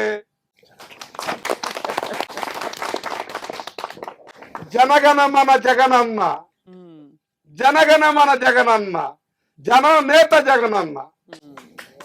జై జగన్, జై జగన్. అద్భుతం సార్. మీ ఎనర్జీస్ సరిగ్గా సవ్యంగా మీ నియోజకవర్గ ప్రజలకి మీరు సేవ చేయడానికి ఉపయోగపడతాయని మేము మనస్ఫూర్తిగా ఆశిస్తున్నాం.